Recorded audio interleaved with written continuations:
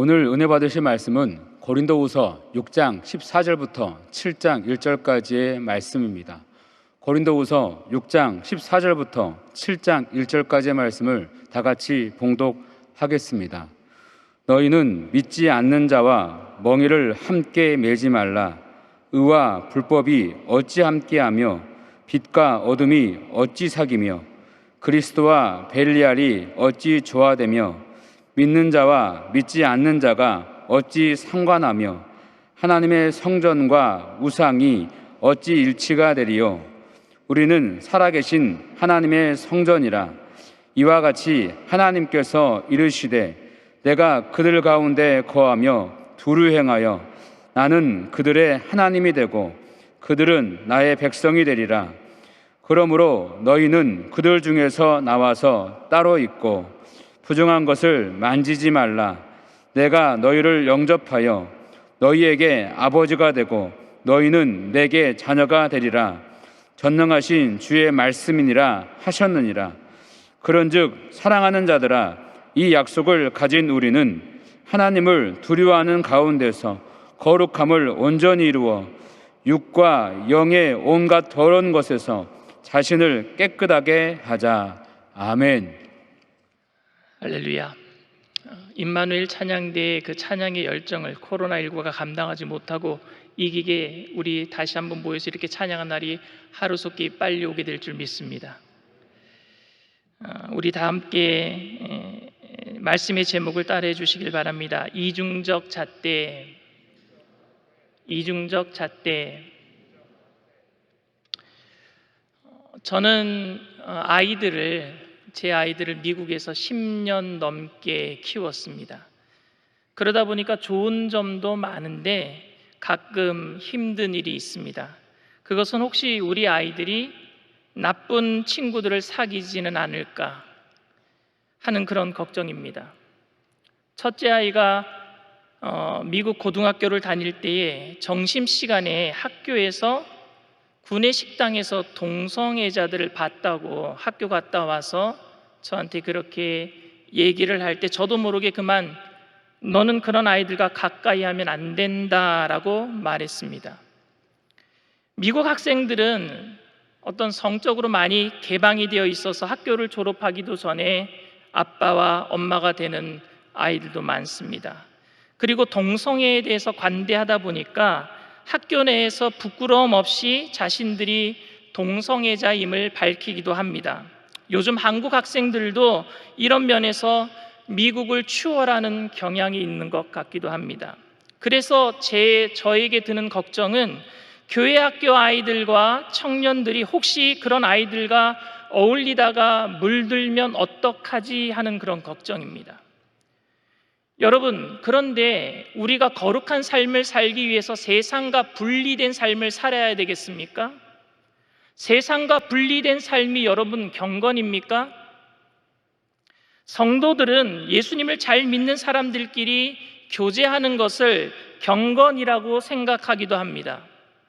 세상 사람들과 어울리지 않기 위해서 불경건한 자리에 가지 않게 되는 것이 경건, 혹시 불경건한 자리에 내가 거기에 가게 되면은 그렇게 거룩하지 못한 행동을 하고 있구나라고 생각하기도 합니다. 한국을 어지럽히고 코로나 바이러스의 주범이 되어버린 신천지는 교회로 들어와서 교인들을 자신들의 신도로 만들려고 혈안이 되어 있는데 기성교회 교인들은 신천지에 가서 신천지 신도들을 빼오기는커녕 신천지 사람들을 절대 만나서는 안 된다라고 가리킵니다. 이런 상황은 기성교인들이 믿음이 이단 교인들에 비해서 대단히 연약해 보인다라는 것을 반증하는 것처럼 보이기도 합니다. 마치 제 아들이 불량한 학생과 어울리면 망가질 것 같다라는 생각이 드는 것과 같은 거예요. 여러분, 악은 언제나 선보다 강합니까? 예수 그리스도의 제자들은 소수의 무리로 선한 영향력을 끼쳐 세상을 변화시켰는데 오늘날 오히려 잘 믿는 사람들이 세상에 물들어 신앙을 잃어버릴까 봐 걱정하고 있는 시대가 되고 말았습니다. 정말 악이 선보다 강해서 그런지 모르겠지만 잘 믿던 사람들이 세상에 나가버리면은 신앙을 잃어버리는 모습을 본단 말입니다. 그렇다면 우리는 불신자들을 어떻게 대하면서 살아야 하겠습니까? 구원의 소식을 전해야 할 대상으로 생각해야 합니까? 아니면 나의 신앙을 망쳐버릴 수 있는 경계의 대상으로 생각해야 합니까? 이것도 저것도 아니면 이 세상에서 예수 믿을 사람들은 하나님께서 예정하셔서 다 어찌되었든지 간에 믿게 될 수 있으니까 그저 이 세상에 사는 동안에 약간의 거리를 두고 같이 살아가야 될 대상으로 여깁니까? 모든 민족으로 예수님은 마태복음에 보면은 28장의 지상 대위임 명령으로 모든 민족으로 제자를 삼으라고 말씀하셨는데 오늘 본문에는 믿지 않는 사람들과 멍에를 매지 말라고 합니다. 그럼 어느 말에 여러분 장단을 맞춰야 되겠습니까? 혼란스럽습니다. 모든 민족을 제자 삼으려면 믿지 않는 사람들과 만나야 되는데 근데 오늘 말씀은 믿지 않는 사람들과 멍에를 매지 말래요. 이는 불신자들을 경계의 대상으로 말하고 있는 것처럼 들립니다. 사도 바울은 오늘 본문에서 5가지 비유를 듭니다. 첫 번째, 의와 불법이 함께할 수 없다. 두 번째, 빛과 어둠이 함께할 수 없다. 세 번째, 믿는 자와 믿지 않는 자가 함께할 수 없다. 네 번째, 그리스도와 벨리알이 함께할 수 없다. 다섯 번째, 하나님의 성전과 우상이 함께할 수 없다. 어찌 어울릴 수 있느냐라고 말합니다. 14절부터 16절 말씀입니다. 너희는 믿지 않는 자와 멍에를 함께 매지 말라. 의와 불법이 어찌 함께하며 빛과 어둠이 어찌 사귀며 그리스도와 벨리알이 어찌 좋아하며 믿는 자와 믿지 않는 자가 어찌 상관하며 하나님의 성전과 우상이 어찌 일치되리요. 바울은 정말 성도와 불신자가 상종하지도 말라라는 의미로 이 말을 하고 있는 것일까요, 여러분?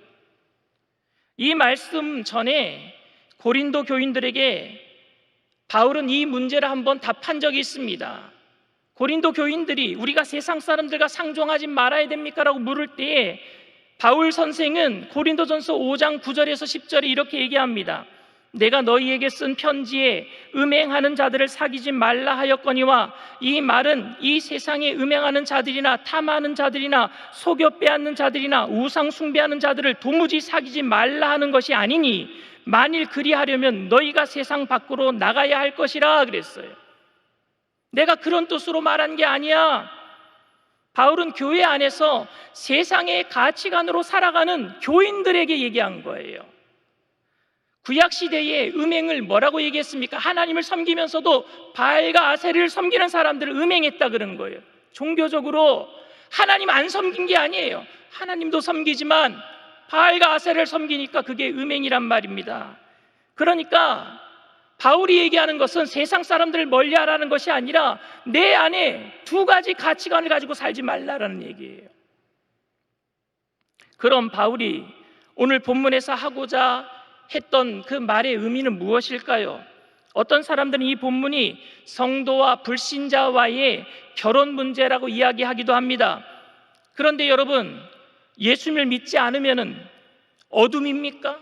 예수님을 믿지 않는 사람들은 벨리알입니까? 예수님을 믿지 않으면 우상이 되는 겁니까? 예수 믿지 않는 청년들을 벨리알, 너는 우상이다, 너는 어둠이다 이렇게 말해서 되겠습니까? 너무 비약이 심한 것 아닙니까? 사도 바울은 고린도전서 9장 19절 22절에 이렇게 얘기합니다.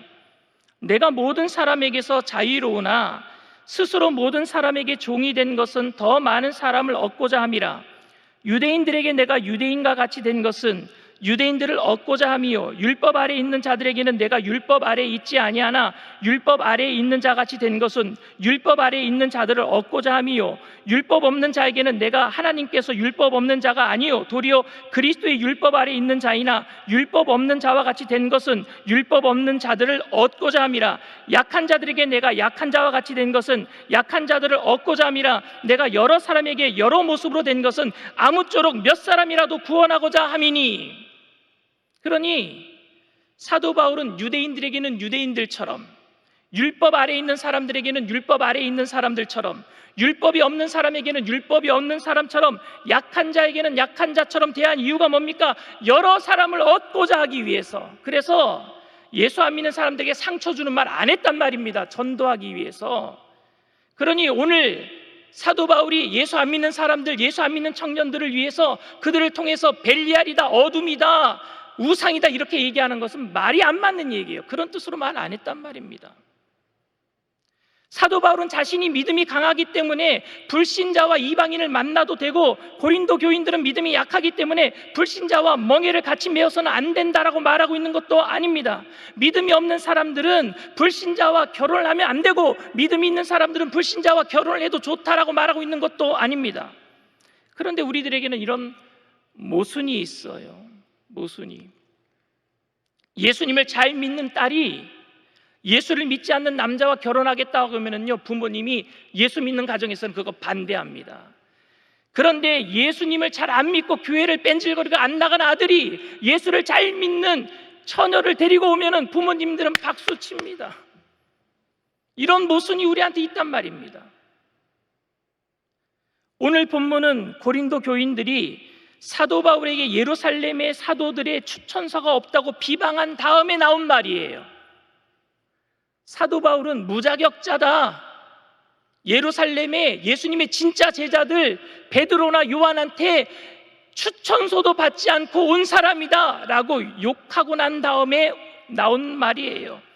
사도 바울은 자신에게 사도들의 추천서가 없다고 외모로 평가하는 고린도 교인들에게 이렇게 얘기를 하고 있습니다.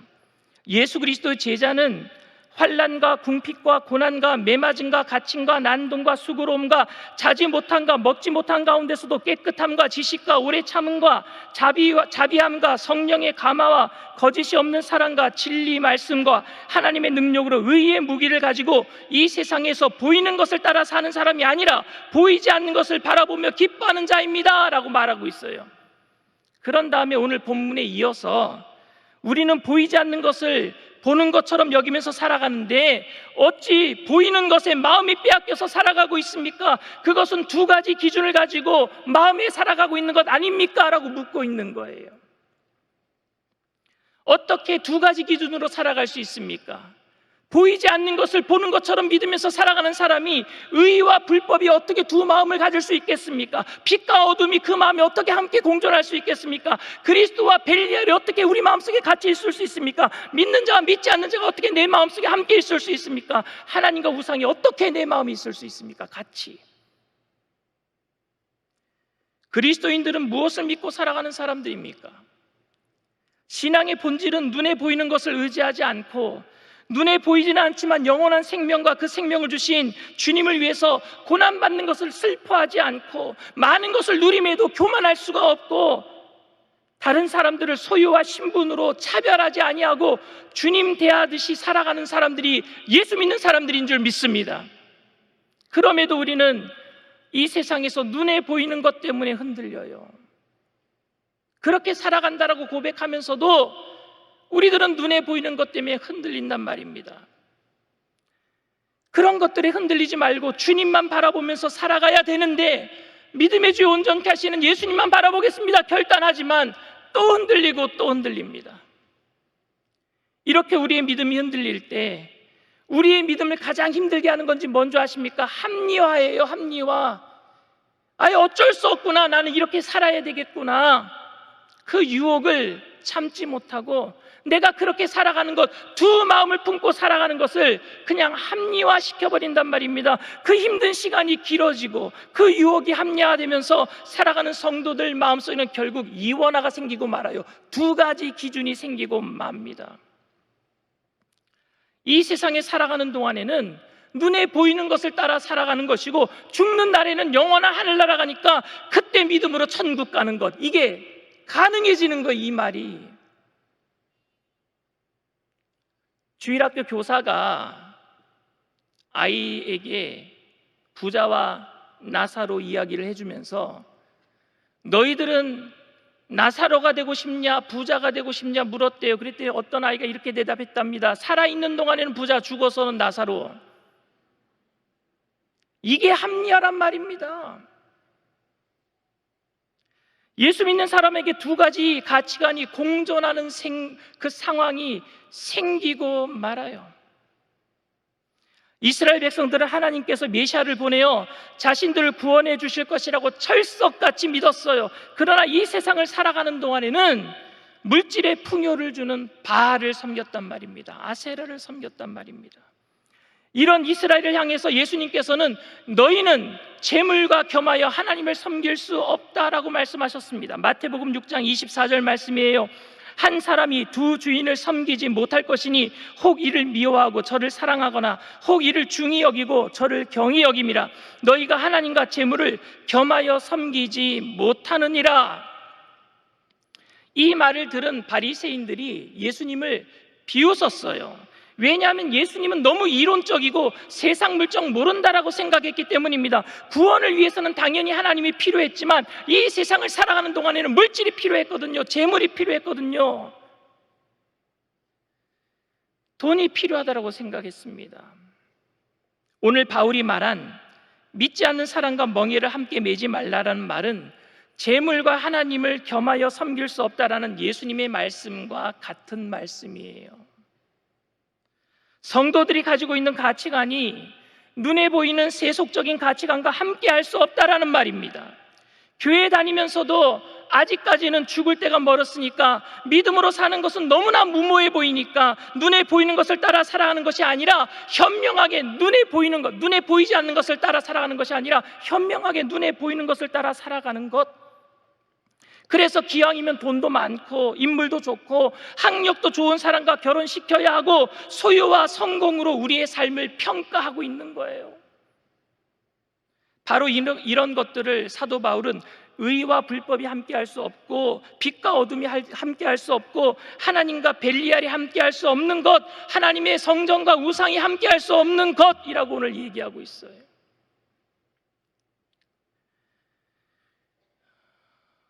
제가 재물이 필요 없다라고 얘기하는 게 아니에요. 정말 거지 같은 사람이랑 결혼하라고 말하는 게 아닙니다. 그런데 여러분, 재물도 하나님의 손안에 있는 줄 믿습니다. 주님의 손안에 있단 말입니다. 겸하여 섬길 수 없다라는 말은 재물 말고 하나님만 선택하라라고 제가 강요하는 말이 아닙니다. 이 세상에 사는 동안에 재물을 섬기고 죽을 때는 하나님을 믿는 믿음으로 구원받으려고 하는 이중적 잣대를 가지고 살지 말아라라고 얘기하고 있는 거예요. 그 이중적 잣대를 가지고 살아가는 동안에 하나님이 나의 온전한 주인이 되실 수 없습니다. 불신자와 멍에를 함께 매지 말라라는 말은 시간과 공간을 불신자와 함께 공유하지 말아라라는 이야기가 아니라 성도의 세계관, 가치관이 두 가지가 함께 공존할 수 없다라는 말이에요. 오늘 우리는 이렇게 주님께 말하고 있는지 모르겠습니다. 주님은 나의 구세주가 되십니다. 그러나 세상에 사는 동안에는 아직까지는 내 뜻대로 살고 싶어요.